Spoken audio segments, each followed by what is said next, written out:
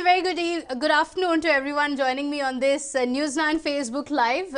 We're going to talk about the Karnataka government's U-turn. The government had initially decided for the schools to restart and had said that students from class 7 to 9 can attend classes, whether it is for practicals or for teaching, for meeting the teachers in person.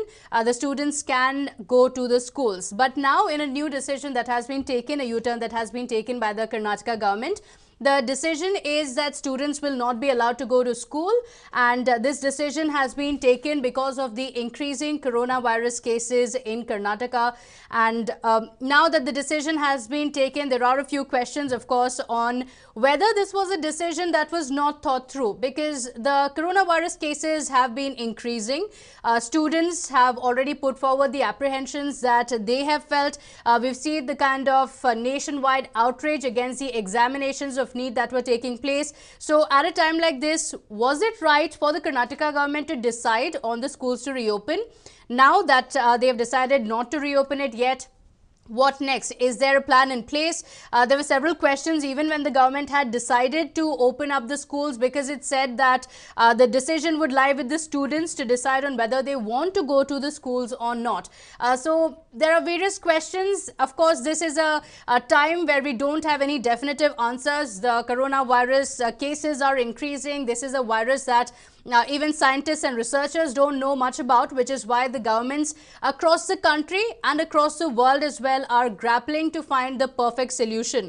We don't know what the next year is going to look like, so there are no definitive answers on what exactly should be done. Each government is deciding based on a discussion with the experts on what can be done, what is the best situation amid these challenging times that can be taken.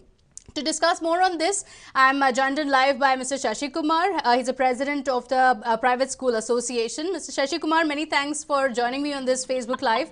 If you can tell us, what are the kind of discussions that the government had regarding the reopening of schools and now the decision on yet again banning students from attending school? On the cosmetic layer, we are finding that after the central government said that the schools can be opened in phased manner, that is 9th standard to 12th standard, and 50% of the students and staff can attend the school from 21st with SOP, standard operating procedure. But unfortunately, till yesterday evening, including Education Minister has said the SOP is ready. We will not allow schools to open, but we will see that the children can come to the school and take suggestions for their doubts, clarify their doubts, all this. But yesterday evening, sending a note saying that you will not open the school only for private unaided schools. Our dispute is very loud and clear. It is the discrimination between private school students and government school students. In the name of Vidya Gama, government education department has allowed schools to function in its premises. The teachers, the students of all levels, that is 5th standard, 4th standard, 8th standard, all type of students are coming into the school, into the classroom, sitting and having classes. But when it comes to the same, for government school it is different. When it comes to the private school, they are declining not to open the school. And we have spent thousands of rupees in sanitizing, preparing everything. We have bought our thermometers, oximeters, sanitization equipment. Everything was ready. Instead of this decision, they could have 1 week before itself, they could have said, because the status remains same of COVID. There is nothing much different. And most of the states are willing to open. I don't know why this education department is playing mock here. Their intention is to grab these students from private unaided schools, because most parents, they are already shifting to government school who are the defaulters. Especially they have not paid the fees. They want to evade the fees. Forcefully they are trying to get the TC, and this is the biggest conspiracy in the education department, just to attract children, because they are not giving English medium, they don't have teachers, but they are doing in the school classes. Okay, It but is Mr. Shashikumar, has the government or the education minister in particular had a discussion with you and the other private schools on what can be done? not at all, because it is something like adamant nature. No officials are trying to answer our queries. Okay. We have complained chief secretary. Hmm. We have complained bigwigs of this party also. But Okay. everybody, they are just eye-washing us, saying that this is not happening. There is no schools functioning. Okay. Only in the houses for five children they are doing. But on the ground reality, it is absolutely a wrong violation of Pandemic Act. But even after this, the private schools are not being made to function, and even the fees, there is a big dispute. RT money is not being reimbursed. They want to intentionally harm the private budget schools, especially Okay. state board schools. This is the clear blame we are blaming on the government and the failure of this system, because they are trying to discriminate us. Okay, so you're saying, first of all, while making any decisions, ideally the government should reach out to the private schools as well to find out the best way to reopen the schools. That was not done. And secondly, when this decision was taken not to reopen the schools as well, it was a very sudden decision that was made last evening. It was informed to all despite all the preparations that had been made by all the private schools. It is the last moment within few hours. Okay. This decision has come out like it is just we were confused, and we also condemn this move of the government, because these officials are like, they are very much an adamant nature. They don't want to answer our any of the queries. We are the stakeholders. We are the largest body. We have a different type of infrastructure schools. They have to take our opinions, our suggestions, our situations, and frame the SOPs. Even that has not been done. I also suspect, because government is not prepared in its schools to have minimum SOP measures, that is either thermometer or sanitizing things, nothing is being done.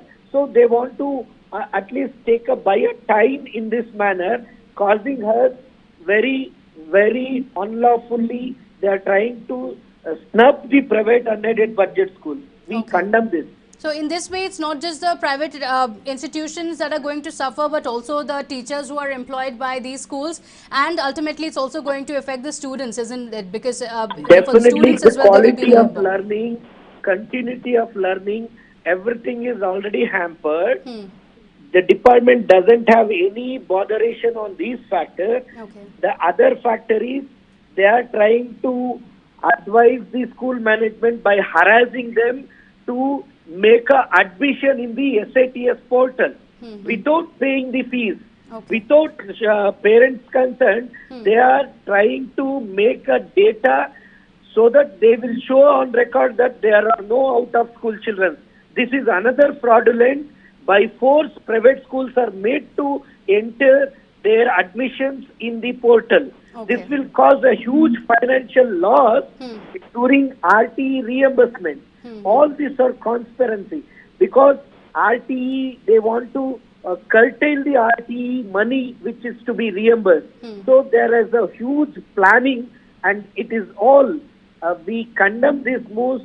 This is a real blunder of the education department and handiwork of some few officers.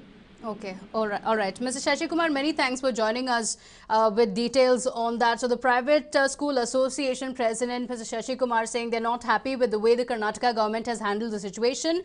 Firstly, there seems to be a bias against the private institutions.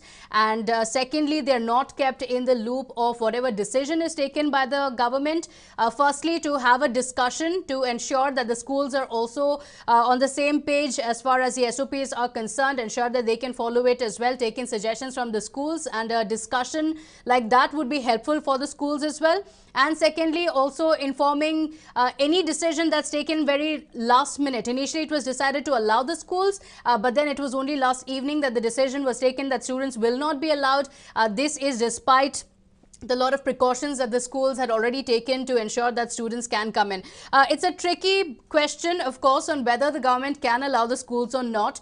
We've had a few months in the academic year already, and as of now, the students are also getting used to the online classes. And now that we are a few months into the pandemic and we know the answers to whether or not the pandemic is going to end in a few months, it's up to schools as well as the government to sit and decide what next for the students, because there's another few months to go for the academic year for the students to come to an end. But by now, a portion of the syllabus has already been completed through online classes. So that crucial decision on thinking or deciding whether the syllabus should be cut down, perhaps, how is the exam structure going to be, are all the students able to enjoy the facilities and ensure that they are also learning from the experience that they're getting online. These are some of the issues that the government should look at.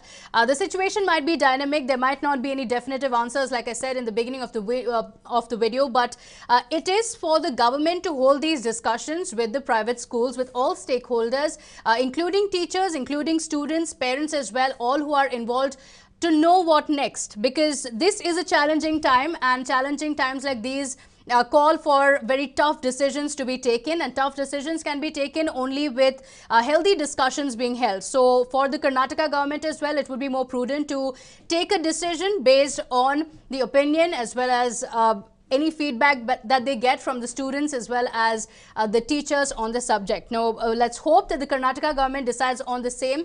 It's still not too late. As of now, the government has said that by the end of this month, the decision would be taken. Let's hope that the Karnataka government holds a discussion with all involved to come up with a decision that can be acceptable to all, to ensure that we are taking the right decision, anything that we can take during this pandemic. Thank you so much for watching this video. Please let me know in the comments as well of on what you think of the decision that has been taken by the Karnataka government.